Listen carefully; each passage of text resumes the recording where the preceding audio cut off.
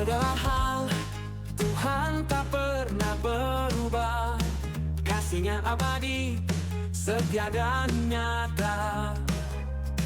Dalam kesulitan, Dia selalu menyertaku.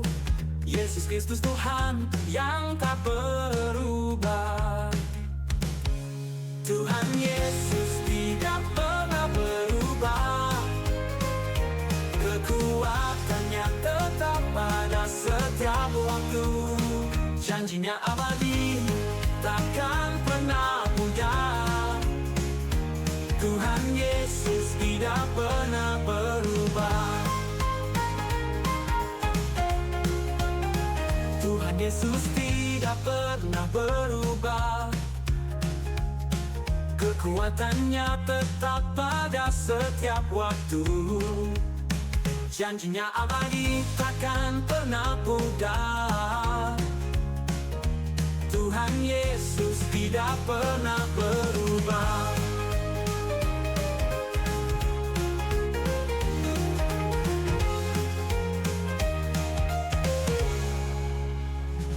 Tuhan Yesus tidak pernah berubah. Kekuatannya tetap pada setiap waktu. Janji-Nya abadi, takkan pernah pudar. Tuhan Yesus tidak pernah berubah.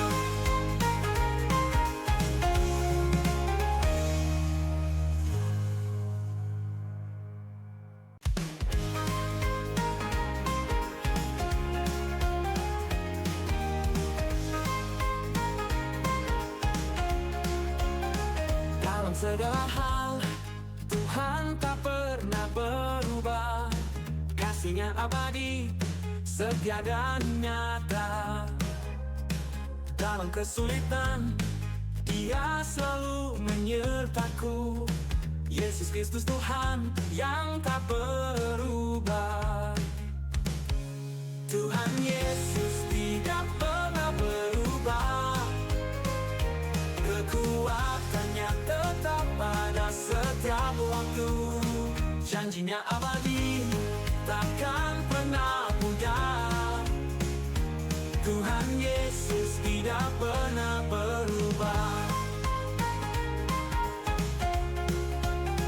Tuhan Yesus tidak pernah berubah. Kekuatannya tetap pada setiap waktu. Janji-Nya abadi, takkan pernah pudar. Tuhan Yesus tidak pernah berubah.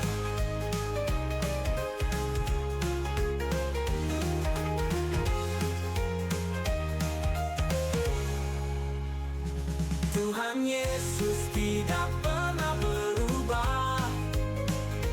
Kekuatannya tetap pada setiap waktu.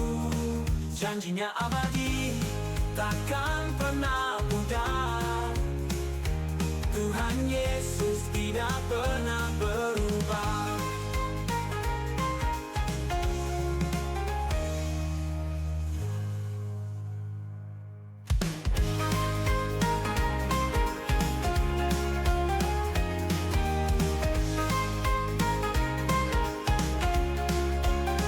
Dalam segala hal, Tuhan tak pernah berubah.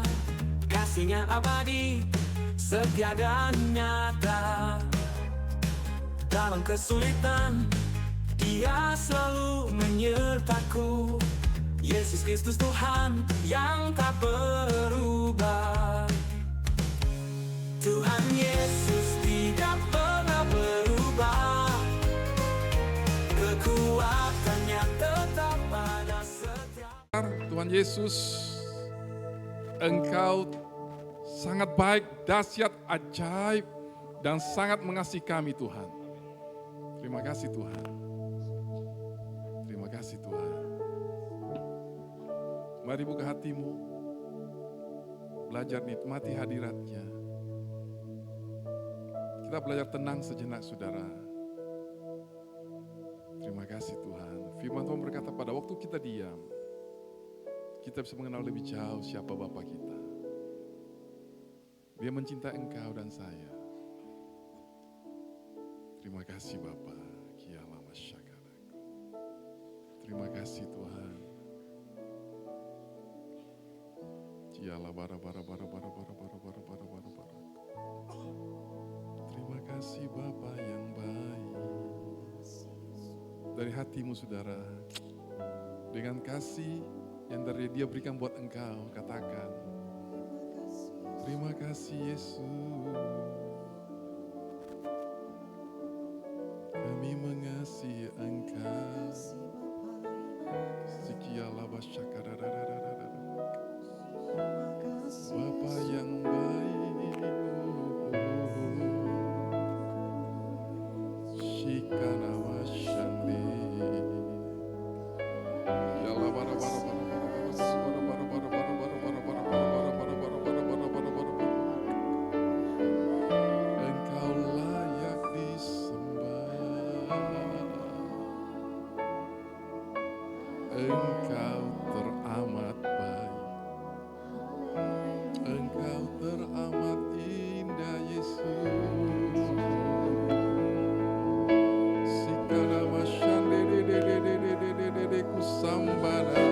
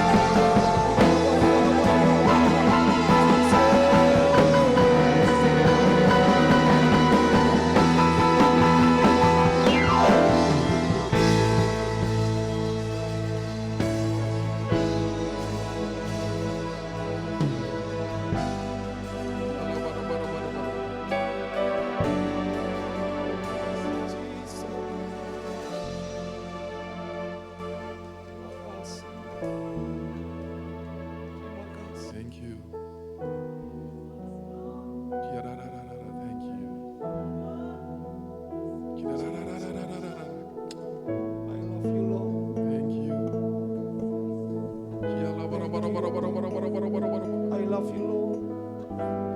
Thank you. Kau sangat mencintai kami. Thank you. We love you. We love you, Lord. We love you, Lord.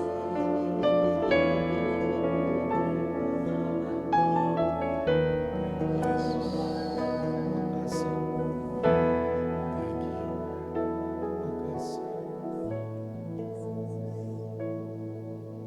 makasih. Terima kasih. Terima kasih Bapa. Sikialarararara. Oh Jesus. Hanya karena kasih-Mu Bapa, anugerah-Mu, karya salib-Mu Tuhan. Kiarararararara. Amin, Jesus. Kami yang berdosa dan lalai, jadikan anak kesayangan-Mu Bapa, boleh datang di hadirat-Mu, diterima Engkau, dinyatakan benar tak bersalah oleh anugerah-Mu, oleh darah Yesus Tuhan. Terima kasih Bapa. Kami sangat dicintai Engkau. Beri kami hati yang terbuka. Beri kami hikmat dan wahyu-Mu supaya mata hati kami terbuka. Mengerti semua rencana-Mu, panggilan-Mu terbaik, firman-Mu.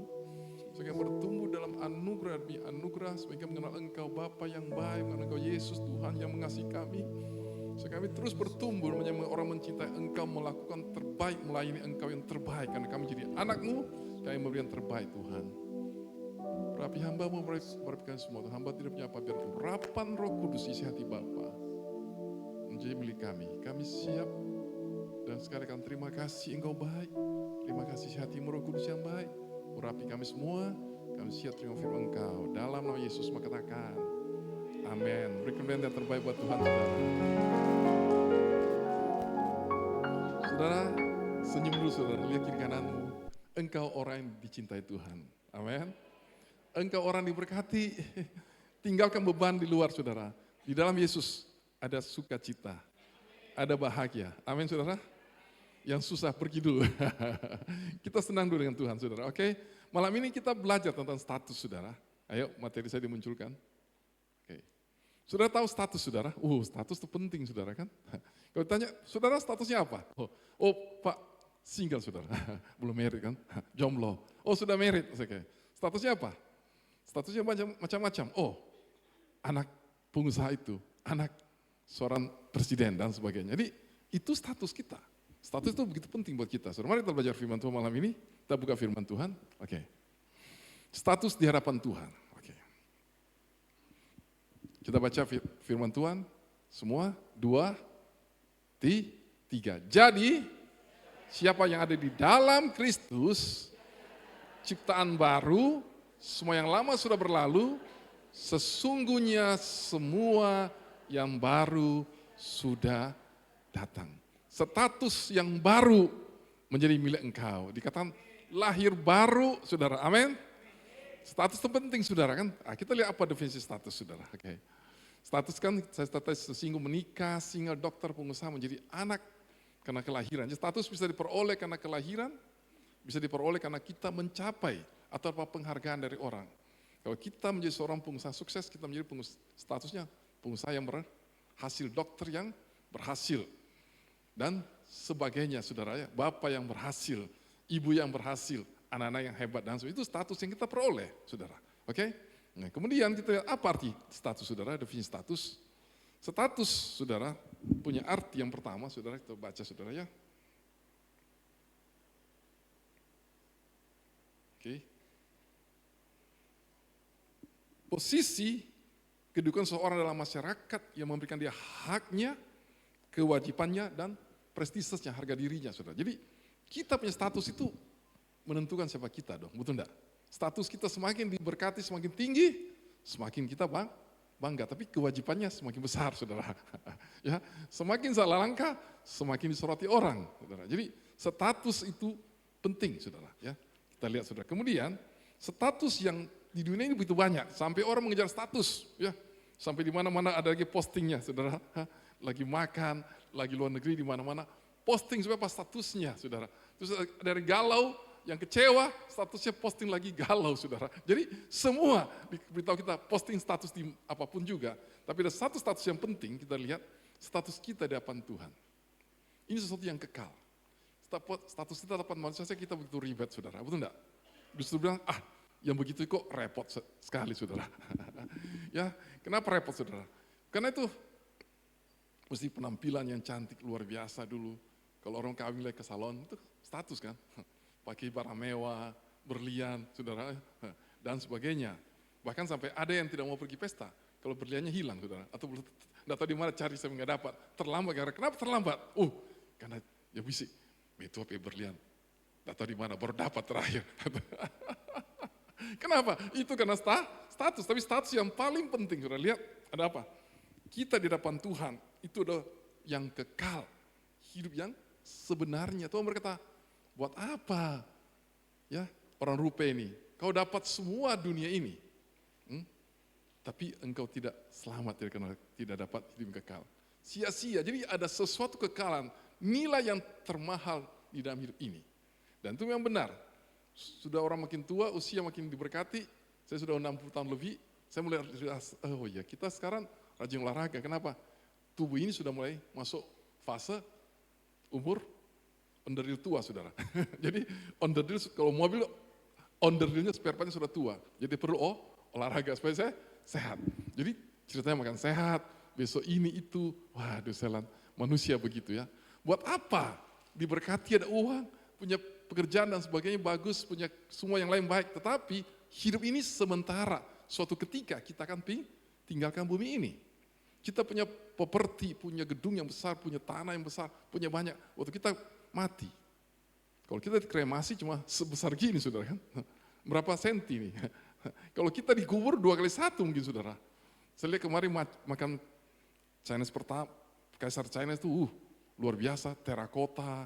Karena dia takut mati, dia takut jadi ditemani oleh orang-orang sekian banyak. Sampai katanya itu orang juga dibuat patung dan sebagainya. Jadi semua itu takut mati, tapi hidup ini sementara dan tidak artinya ada satu status yang paling penting buat engkau dan saya, yaitu status engkau di hadapan Tuhan. Yang akan kita belajar malam ini, kita belajar 3 kebenaran tentang status di hadapan Tuhan. Yang pertama, status tanpa salib.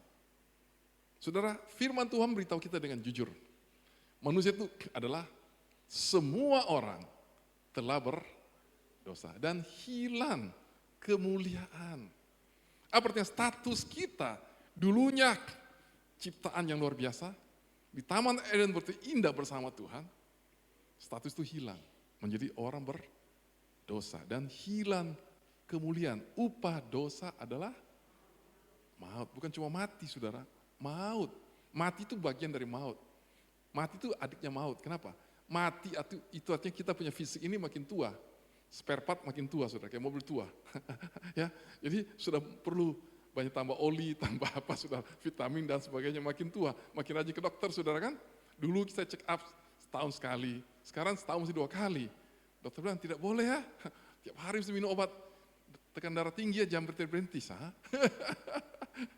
Jadi sudah lain, saudara, oke. Nah, itu tubuh kita. Nah, tapi Tuhan mengajar kita bahwa kita punya hilang kemuliaan. Jadi semua orang tanpa salib adalah orang berdosa. Hilang kemuliaan. Upahnya dosa, maut. Jadi kalau kematian itu seorang adiknya daripada maut. Kenapa?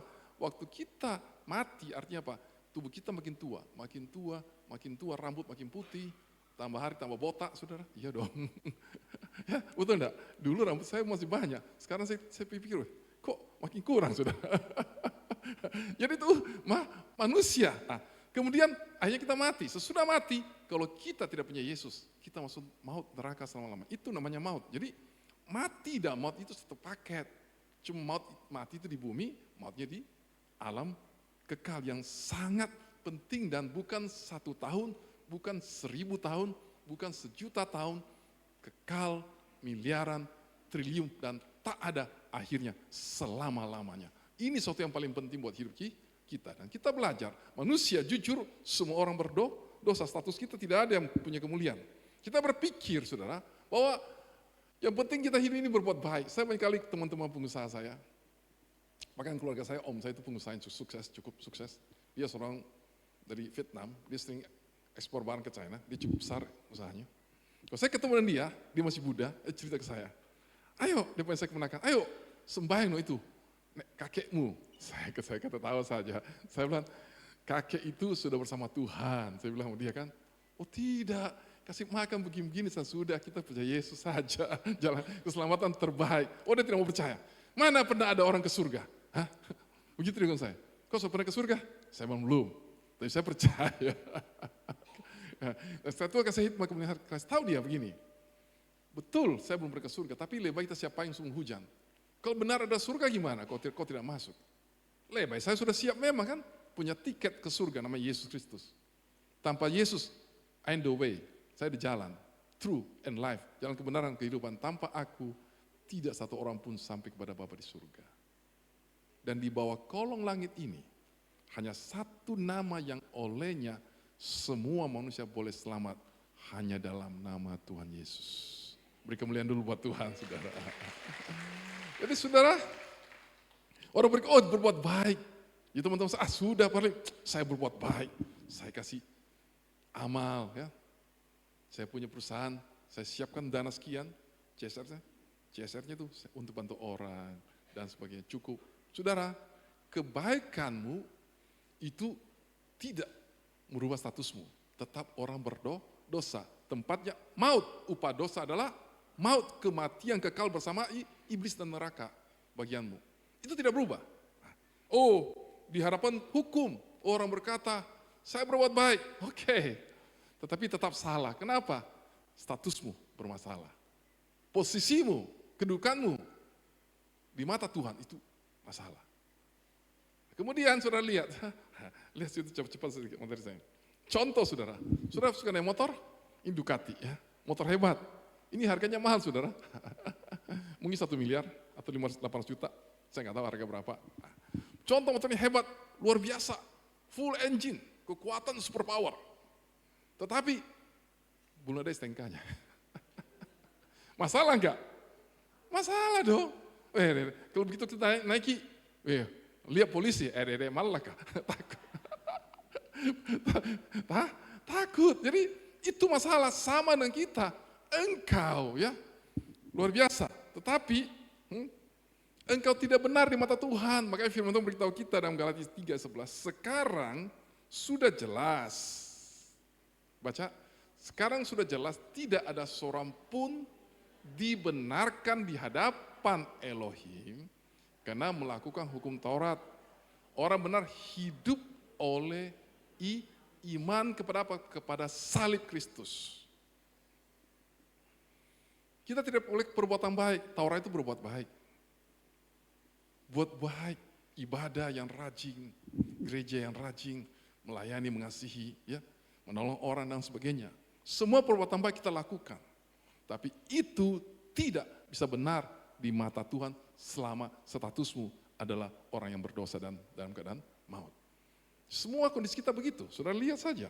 Jadi manusia di hadapan Tuhan bukan tidak kurang ibadah, bukan kurang berbuat baik, tetapi saya ulang-ulang selalu, statusnya yang salah saudara.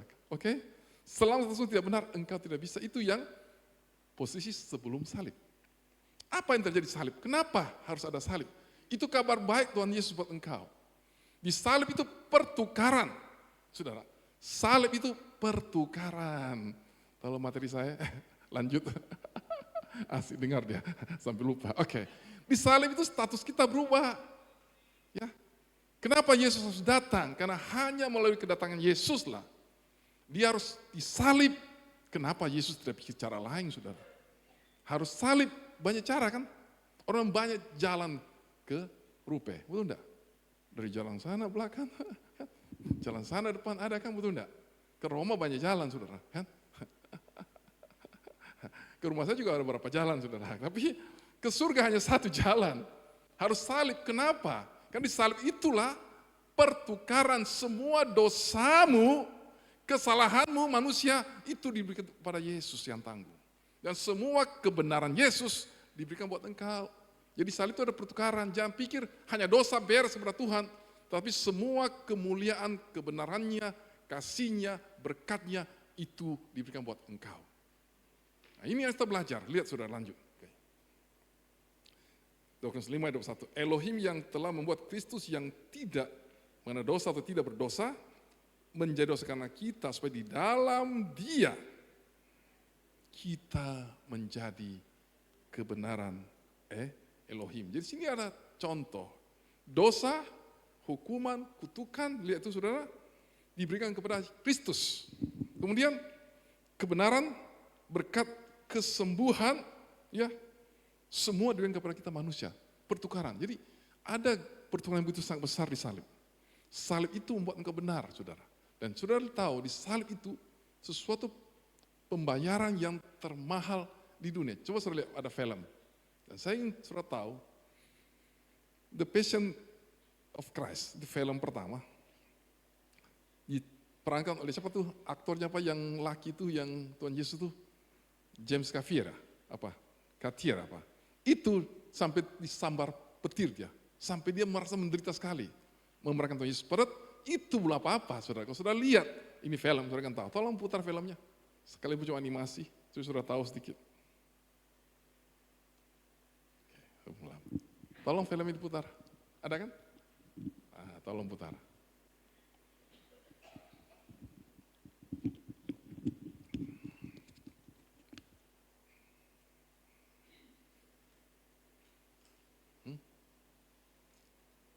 Siap? Ayo lebih cepat lagi.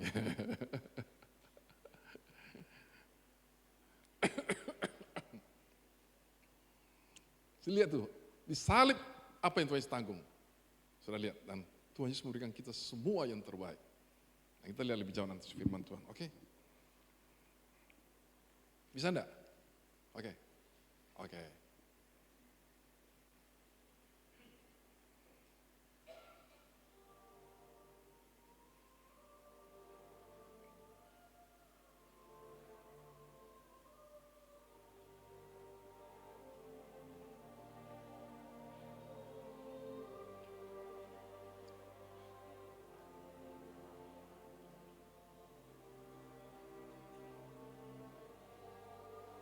Di salib sudah lihat.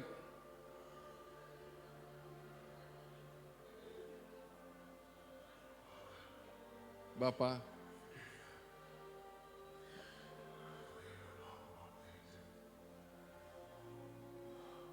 ampuni mereka karena mereka tidak tahu apa yang mereka lakukan.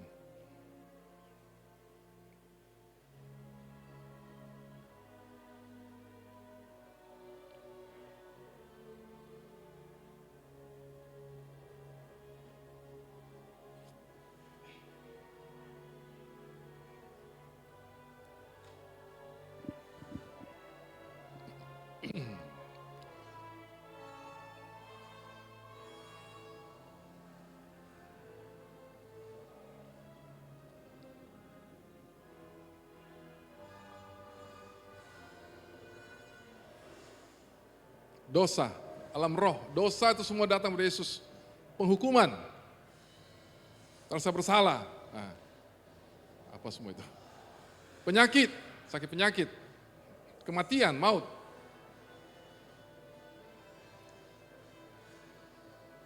Kutukan, semua itu. Tidak datang ke Yesus.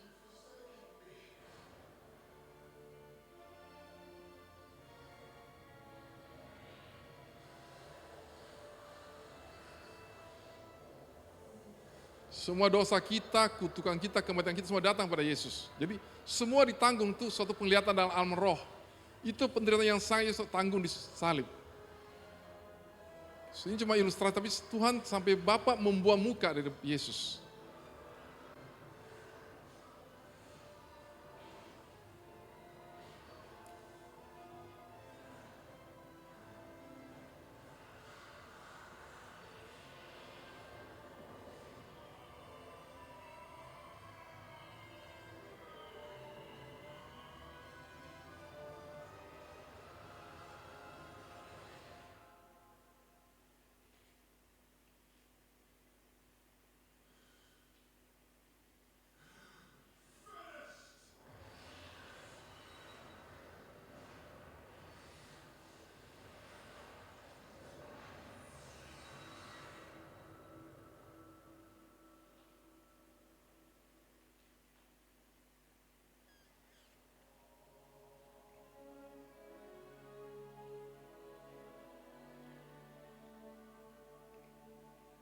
Ya cukup, tutup saudara. In your hand, dia serahkan rohnya kepada Bapa di surga. Yesus tidak mati, tapi dia serahkan rohnya. Sesudah dia menanggung semua dosa kita, kutukan kita, sakit penyakit semua disalib. Begitu bayangkan, lihat tuh penglihatan seorang hamba Tuhan, dia buat contoh ilustrasi, supaya kita tahu bahwa di salib itu bukan Yesus mati, tapi sungguh-sungguh semua beban dosa kita seluruh dunia. Lihatlah anak domba yang menanggung dosa seluruh dunia. Yohanes 1 ayat 29.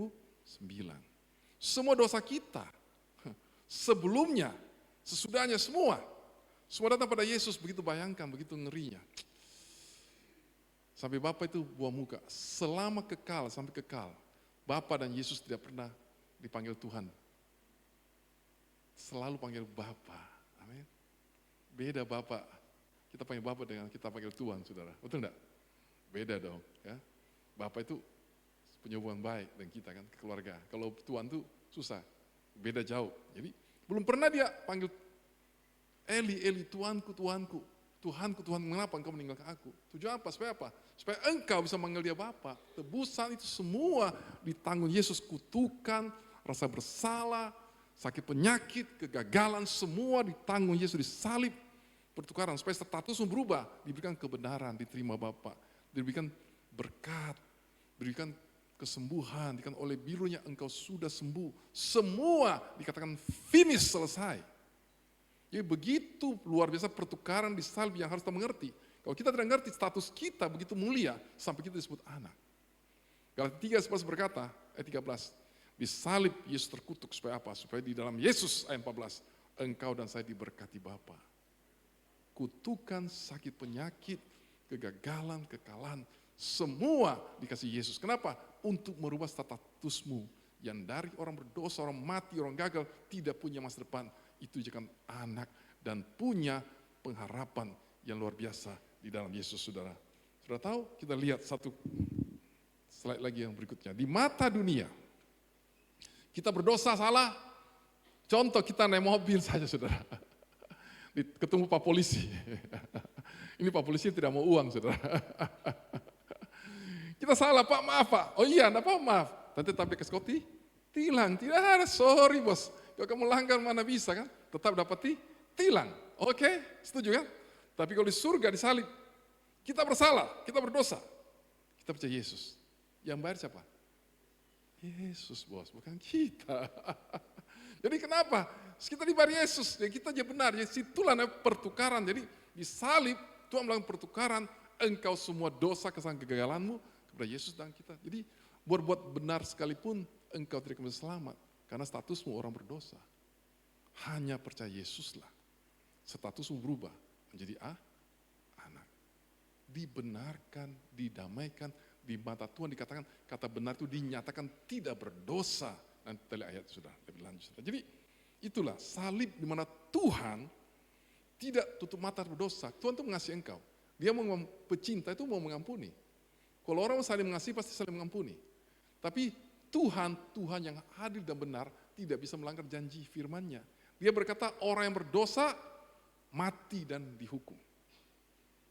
Makanya satu jalan untuk supaya dapat solusi manusia gimana? Tidak ada benar, tidak bisa. Yesus anaknya. Makanya di salib itu ada apa? Nah, kita lihat. Salib Tuhan tidak tutup mata dosa.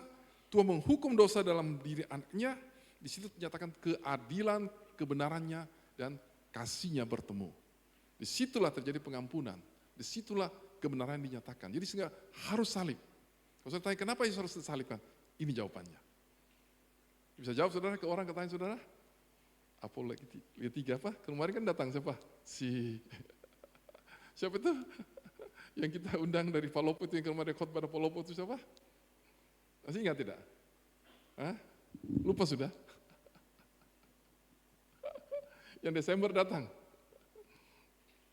Oke, jadi salib saudara, itu kasih. Saudara, jadi salib tidak membuat kita menjadi sempurna atau baik, tapi menjadi kita benar karena kita percaya kepada Yesus Kristus di mata Tuhan. Itu status baru. Yang ketiga, ini status salib. Yang ketiga, gimana sesudah salib? Apa sih status kita lagi? Nah ini kita belajar. Baru karena salib. Pertama, kita baca firman Tuhan, Roma 5 ayat 1. Yang bawah saja, tidak usah yang bahasa Inggris, saudara. Therefore, tidak usah. 1, 2, 3. Sebab itu dibenarkan. Apa artinya? Yaitu dibebaskan dari dosa, dinyatakan tidak bersalah di hadapan Yesus atau Bapa. Okay? Oleh iman, kita hidup dalam damai sejahtera dengan Yesus, menikmati sukacita, damai perdamaiannya melalui Tuhan kita Yesus Kristus. Jadi kita yang dibenarkan karena iman, bukan karena perbuatan kita. Kita percaya pada Yesus, percaya pada salib itu, apa terjadi? Kita dibenarkan. Kata dibenarkan sama dengan 2 Korintus 5 ayat 21 yang tadi apa? Dia yang tidak mengenal dosa jangan doskan kita supaya di dalam dia kita dibenarkan jadi benar. Artinya apa? Kata dibenarkan itu adalah di sini artinya dibebaskan dari dosa. Dinyatakan tidak bersalah di mata Tuhan. Memang kita nggak sempurna. Jadi jangan sudah berpikir, oh aku dinyatakan tidak bersalah maka aku tidak bersalah. Sudah jadi orang sempurna, tidak. Tetap kita berdosa. Tapi di mata Tuhan, di hadapan Tuhan, engkau itu oleh karena Yesus, engkau dinyatakan tidak bersalah. Dan kita menjadi anak status kita. Jadi mari belajar. Dan kita akan pelan-pelan mengerti itu, saudara. Jadi status kita itu, saudara, status kita berubah total karena salib. Sekarang kita punya hidup damai dengan Bapa di surga. Oke. Memang kita dikatakan apa arti benar? Saya ulangi sekali lagi. Jadi kita dinyatakan tidak bersalah, kan? Kita tidak sempurna, tetapi status hukum kita di hadapan Tuhan berubah. Dulunya terhukum, berdosa, sekarang dibenarkan. Dinyatakan tidak bersalah. Yang nyatakan tidak bersalah siapa? Bukan kita, Tuhan. Roma 8 berkata, Roma 8:31 berkata, kalau Tuhan di pihak kita, siapa lawan kita? Dia sendiri yang membenarkan kita, siapa yang menuduh kita? Tidak ada. Yesus yang membela kita. Ayo baca deh Roma 8 ayat 31, 32. Supaya saudara yakin mantap. Saya masih banyak waktu. Oke, Roma 8 ayat 31 dulu. Kemudian sudah baca dulu. Sudah kan tahu. Tolong Roma 8:31 ada enggak? Alkitab pintarnya ada? Ayo. Siapa dapat Roma 8:31? Bantu saya supaya cepat. Dibaca saja. Oke. Ada mic tidak? Tolong depan, tolong kasih mic. Roma 8:31. Nah, supaya dosa kita pindah-pindah.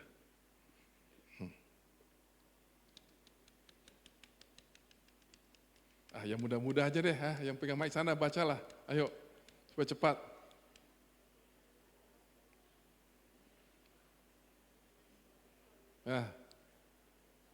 Ayo baca. Oke, terima kasih. 31, 32, 33, oke. Oh ini sudah ada ayatnya. Sebab itu, apakah yang akan dikatakan tentang semua itu? Jika Elohim, tolong diganti bukan terjemahan baru. Pakai MB, oke.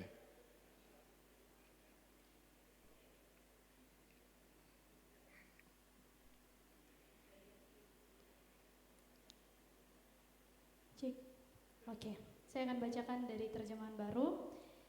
Roma 8 ayat yang ke-31.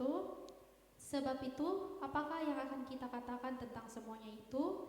Jika Elohim di pihak kita, jika di pihak kita, siapakah yang melawan akan kita? melawan kita? Jadi, Elohim Bapa, Tuhan itu di pihak kita. 32. Tadi MB kan?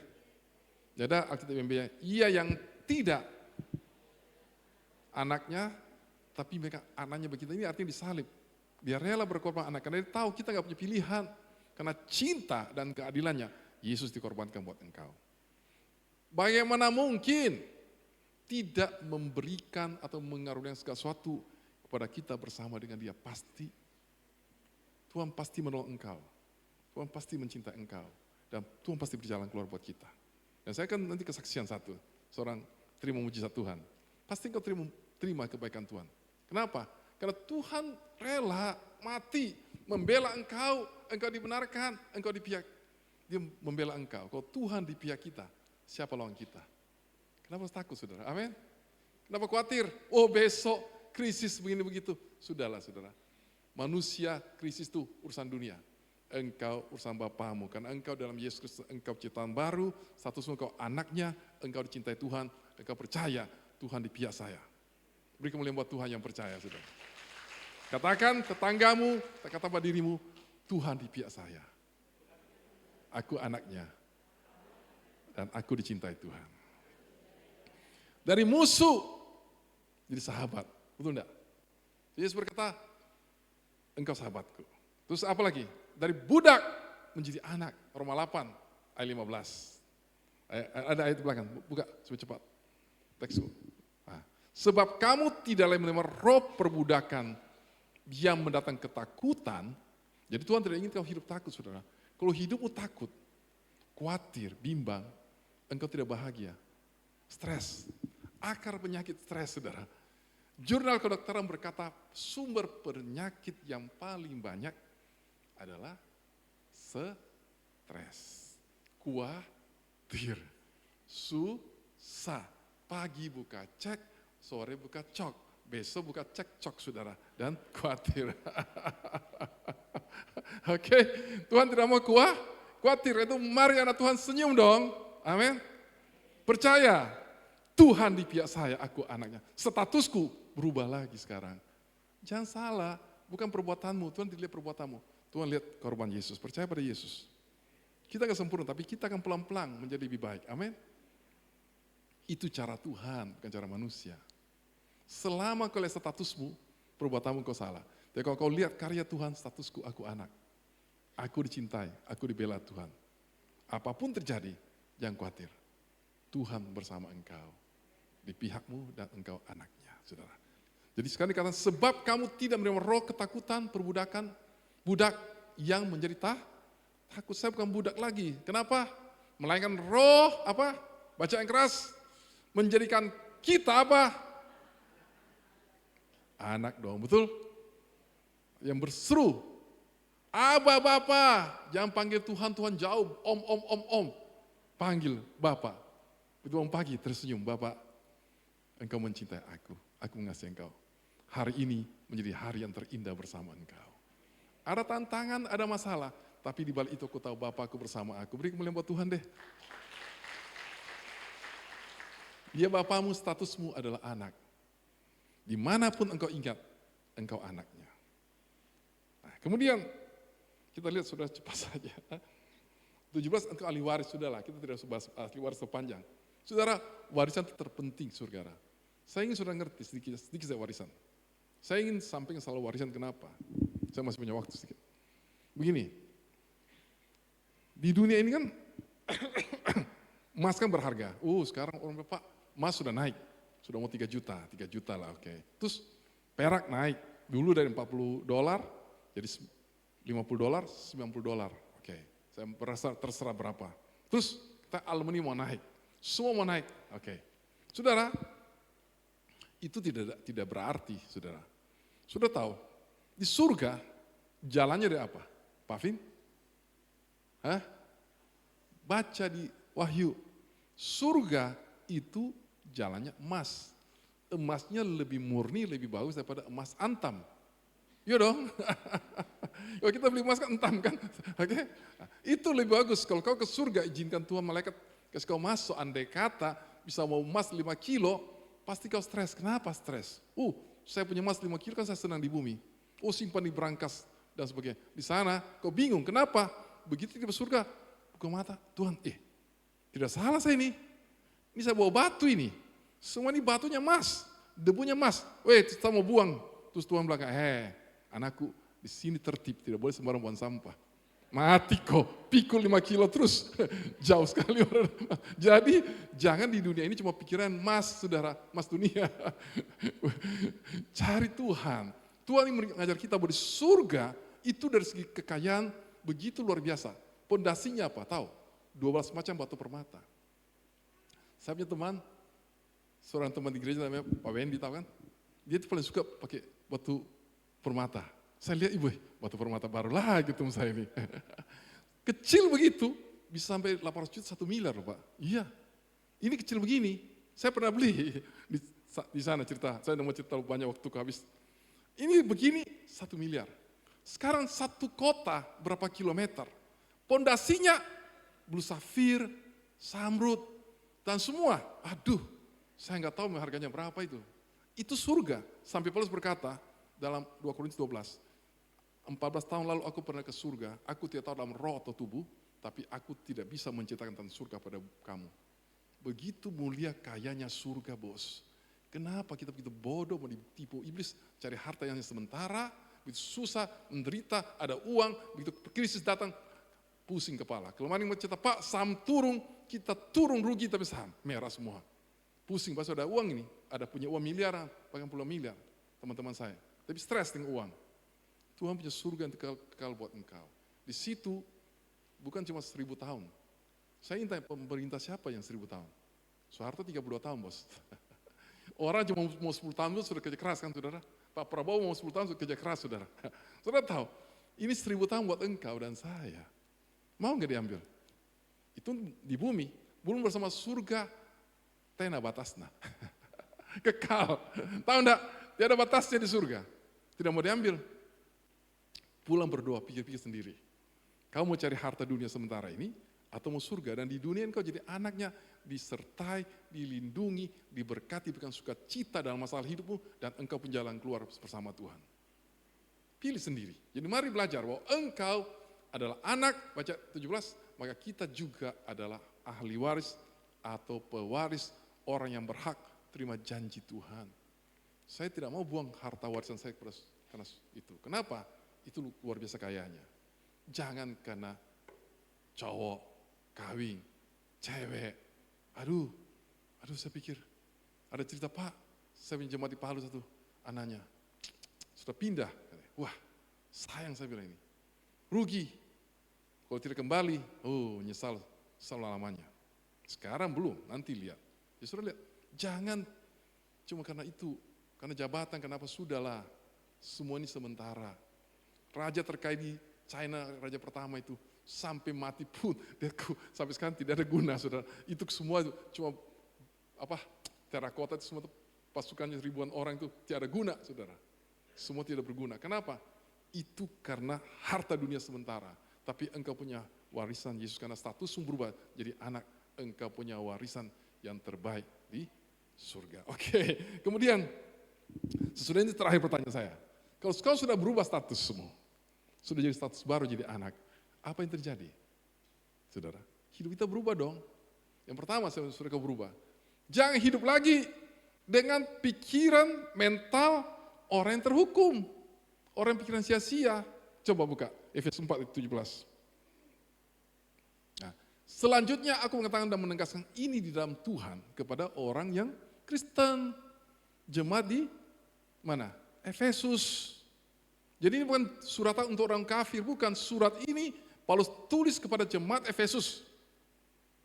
Nah, apa itu? Jangan. Selanjutnya aku mengatakan ini dan tegaskan di dalam Tuhan. Jangan hidup sama seperti bangsa-bangsa bukan Yahudi dan pikiran mereka yang sia-sia. Jangan hidup dengan pikiran sia-sia. Pikiran mental terhukum. Apa sia-sia? Pikir kekhawatiran, pikir kegagalan, aku terhukum tidak cuma masa depan, itu pikiran sia-sia. Hari ini statusmu anak, berpikirlah seperti anak. Melihat firman Tuhan, jadikan firman Tuhan itu kebenaranmu.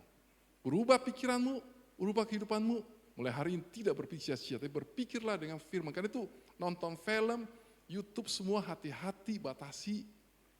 Semua film di sutradara itu omong kosong. Sutradara bilang A, semua jadi A. Tidak ada begitu bos. Mana ada bos besar. Terus pura-pura jadi satpam. Tidak ada lah. Bohong lah. Masa orang tidak kenal bos besar di satpam. Coba bos besar Makassar jadi satpam. Pasti orang kenal kan. Itu bohong semua, jangan percaya itu. Itu sutradara punya mau. Tuhan tidak begitu. Jangan pikiranmu disia-siakan dengan semua dosa. Kau tidak terkutuk lagi, tidak terhukum. Tapi mulai hari ini, ubah pikiranmu dengan firman. Roma 12 ayat 2 berkata, jangan sama dengan dunia ini, berubahlah oleh perubahan pikiranmu, supaya kau hidupmu diberkati dan berkemenangan. Jadi ini yang penting pertama. Yang kedua, kita telah menjadi anak, status kita berubah. Karena itu saudara, kalau status anak, bekerja, melayani. Bukan untuk diberkati lagi, tapi mengasihi karena engkau sudah anak. Kerjakan terbaik, percaya kita pasti diberkati. Dan sudah diberkati dalam Yesus Kristus. Amin. Efesus 1 berkata, kalau engkau anak, engkau sudah diberkati dengan semua berkat rohani dalam Kristus Yesus. Efesus 1 ayat 3. Nah, baca di rumah nanti. Saudara dan saya sudah diberkati di dalam Yesus Kristus. Dengan semua berkat yang di surga. Amin. Sudah diberkati dong, itu pikiran serubah. Kan kita anak. Yang ketiga terakhir apa? Datanglah dengan penuh keberanian. Sekalipun kita tidak sempurna, Tuhan tidak lihat perbuatan kita, Tuhan lihat statusmu, engkau anak. Datanglah sebagai anak.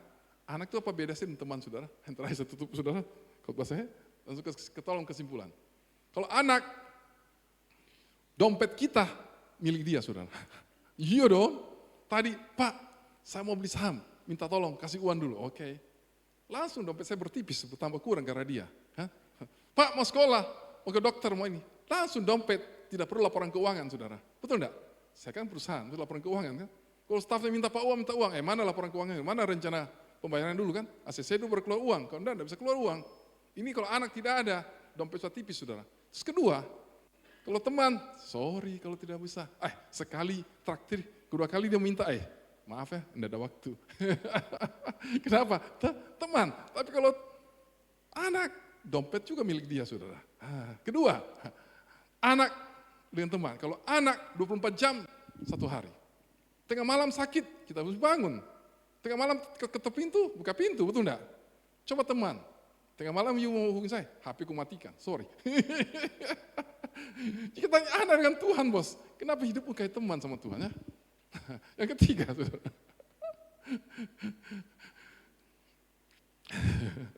Kalau teman dengan anak, anak, saudara, kapanpun, ya, dia butuh kita temani dia. Ya. Kalau teman, lagi malas, tidak mau temani, tidak mau kita layani, tinggal saya sendiri, kita menghilang, saudara. Sama kan begitu. Jadi kita lihat, begitu jauh bedanya Anda dan teman. Kalau teman datang ke rumah, permisi Pak, mau masuk toiletnya dulu, atau kita dan Tuhan kayak sapam saya dengan kita. Padahal dia Bapak kita, Pak Sapam, di mana pos itu, di mana ini? Tidak usah, dia Bapakmu langsung masuk. Kalau anak langsung masuk ke rumah, langsung masuk kamar, kita mau ke kamar mandi, permisi Pak, Bu, di mana kamar mandinya, bisa enggak? Betul enggak? Karena kita tamu, kita teman. Coba kita anak, langsung ke dalam. Bila perlu makanan enak dibawa dari Jakarta langsung dimakan. Nanti bapaknya pulang cari, mana makanan saya berkurang, kenapa? Coba makan, oh si Joni, oh sudah, enggak apa-apa. Diam saya, senyum, betul enggak? Jadi, kau anak dong, kenapa hidup tidak sebagai anak? Kalau kau anak hari ini, statusmu berubah, lihat, posisimu hari ini engkau orang diberkati, dicintai Tuhan. Bukan karena kita, tapi karena Yesus mencintai engkau, dia berkorban buat engkau, di dalam Yesus, bukan di luar Yesus, engkau diberkati yang terbaik. Engkau dicintai, karena salib itu merubah statusmu, dari orang gagal, orang berdosa, menjadi anak yang dicintai. Orang terhukum menjadi orang dibenarkan. Jadi musuh menjadi sahabat Tuhan. Budak menjadi anak yang dicintai Tuhan. Dan dikatakan kesimpulannya, saya tidak terhukum karena salib. Apa? Saya tidak terhukum. Ayo kita baca bersama. 2, 3. Karena salib, statusmu tidak terhukum lagi. Oke? Saya dibenarkan. Terus, saya diterima, diangkat jadi anak. Untuk diberkati dan memberkati. Beri kemuliaan buat Tuhan, saudara. Nah itu saudara, malam ini bukan cari berkat. Malam ini percaya. Engkau sudah jadi anak. Statusmu berubah lagi.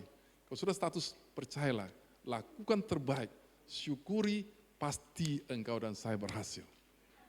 Amin saudara. Pasti. Amin. Pertolongan Tuhan pasti jadi milik engkau karena engkau anaknya. Selama engkau tidak percaya, engkau ragu, engkau bimbang, engkau tidak diberkati. Tolong pemain musik maju ke depan. Saya punya waktu 3 menit, satu kesaksian singkat saja. Seorang teman, namanya Ibu Korean, dia cerita begini. Dia didiagnosa dokter bahwa otaknya itu ada tumor. Tumor itu kalau besar bisa mau dia buta. Dokter bilang 2 pilihan, angkat tumor atau berobat berjalan. Dia bilang kalau berobat berjalan susah sembuh, Setahun kecil cuma 10%, 20%. Kemudian dia berdoa sama Tuhan, karena dia juga takut bong di operasi nih bos. Otak dan mata ini susah dioperasi. Kan? Akhirnya dia bilang, sudah aku setengah pasrah, setengah yakin, dia bilang aku berobat saja, berjalan. Waktu dia berobat berjalan, dia kenal Tuhan, dia anak Tuhan. Terus dia berdoa, Tuhan tolong saya. Setiap dia berdoa, dia tidak percaya. Aku ini dikasih Tuhan tidak? Aku sudah berbuat benar tidak? Aku sudah baik tidak? Aku layak diberkati Tuhan? Aku layak disembuhkan tidak? Dia merasa tidak layak. Dia tidak tahu statusnya sudah berubah. Kan dia belum dengar firman Tuhan tentang status. Saudara, amin. Terus dia dapat CD dari orang rupa mungkin. Dia dengar, statusku berubah. Sekarang bukan karena aku baik, tapi karena Yesus mengasihi aku. Yesus berkorban buat saya, dosaku kepada dia, semua kejahatanku, penyakitku, semua kutukku pada Yesus, kemiskinanku pada Yesus, semua berkat, kebenaran, anugerah, kesembuhan berikan buat saya. Waktu dia terima itu dia percaya, aku orang diberkati. Aku dicintai Tuhan, bukan karena perbuatan saya, tapi karena statusku, karena korban Yesus. Waktu dia percaya, dia berdoa, sudah tahu apa terjadi? Mujizat terjadi. 2 bulan kemudian dia MRI lagi, hilang setengah. 5-6 bulan dia MRI, hilang 100%, dokter sampai kaget. Dokter bilang, biasanya penyakit ini kalau hilang pun tetap ada tanda-tanda. Tapi kamu punya hilang bersih, luar biasa. Beri kemuliaan buat Tuhan. Malam ini, kalau engkau tahu engkau anak, percayalah, apapun tantanganmu, apapun masalahmu, Tuhan pasti menolong engkau. Amin. Tapi mungkin tidak sekejap itu, tapi ada proses. Tapi percayalah, lakukan firman, jalani semua hidup yang sukacita, percaya, pertolongan, kebaikan Tuhan akan indah pada waktunya. Beri kemuliaan buat Tuhan, saudara. Mari bangkit berdiri, saudara. Ayo kita mau berdoa. Masih waktu.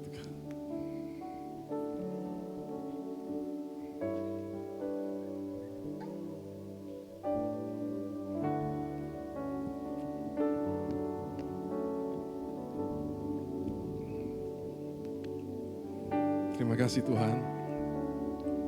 Thank you. Lagunya apa?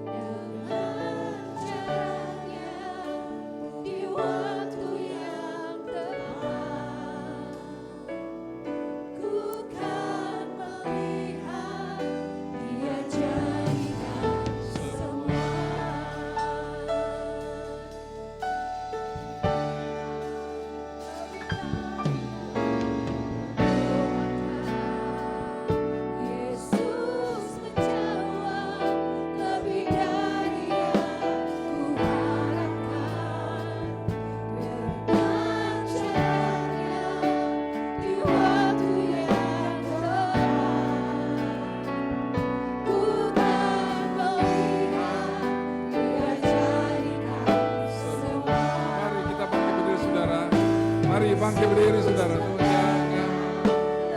Lebih dari yang kuharapkan, di waktu yang tepat, ku tak melihat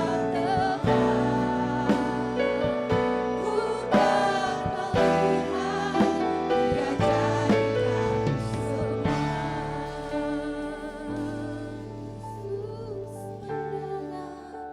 Lebih dari yang kudoakan. Kalian percaya Bapak? Kami anak-Mu karena percaya pada Yesus. Beriman dan percaya pada Yesus. Di dalam Yesus kami percaya kami di dalam Yesus. Kami percaya kami dalam Yesus. Kami orang yang dibenarkan. Status kami diubahkan menjadi anak-Mu, milik-Mu. Dia jadikan semua. Kan melihat. Dia jadikan semua. Kan melihat.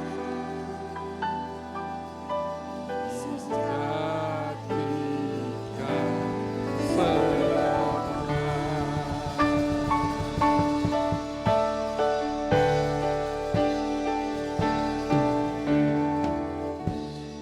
Yang percaya engkau anaknya, yang percaya firman, percaya korban Yesus, engkau ditebus, status berubah menjadi anak yang dicintai. Orang yang diberkati, yang dikasih Tuhan, mari angkat tangan beriman. Katakan, Bapa, aku anak-Mu karena korban Yesus. Karena salib-Mu, aku yang terhukum dijadikan benar, dianggap tidak bersalah. Karena salib-Mu, aku yang musuh menjadi sahabat-Mu. Aku yang budak menjadi anak yang Kau cintai, Bapa. Aku milik-Mu, biji matamu, aku tidak perlu takut lagi, Bapa. Engkau di pihak kami. Engkau memberi yang terbaik buat kami. Engkau terus bekerja di dalam segala hal untuk masa depan kami terbaik. Kami angkat tangan dengan iman, kami minta oleh bilur Yesus disalib, semua sakit penyakit Kau sudah ambil, dan oleh bilur kami sudah disembuhkan di dalam nama Yesus. Katakan dengan iman, sakit apapun berita keluar dalam tubuhmu. Out dalam Yesus Kristus kami terima kesembuhan, semua sakit kami disalib oleh Yesus, kami terima kesembuhan, disalibnya milik kami. Disalib Engkau yang kaya menjadi miskin, supaya oleh kemiskinanmu kami diberkati keuangan kami. Engkau datang, kami hidup kelimpahan dalam Yesus. Kami punya masalah keluarga diberkati, dibuat indah dan bahagia. Anak-anak kami diberkati. Semua yang terbaik yang milik kami, yang tidak perlu khawatir. Kami punya Yesus.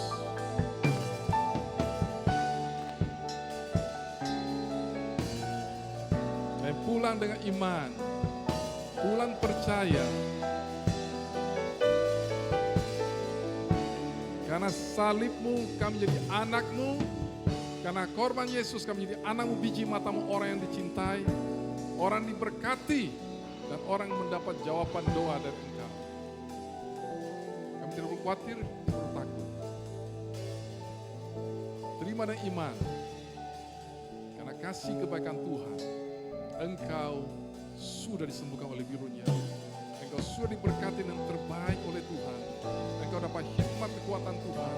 Engkau dipulihkan dan engkau terima anugerah masa depan, pengharapan, jawaban yang pasti dalam Yesus yang mengasihi engkau. Dalam nama Yesus maka katakan, terima kasih Yesus. Terima kasih Bapa, kami terima dengan iman. Semua karya-Mu Yesus, terima kasih salib-Mu.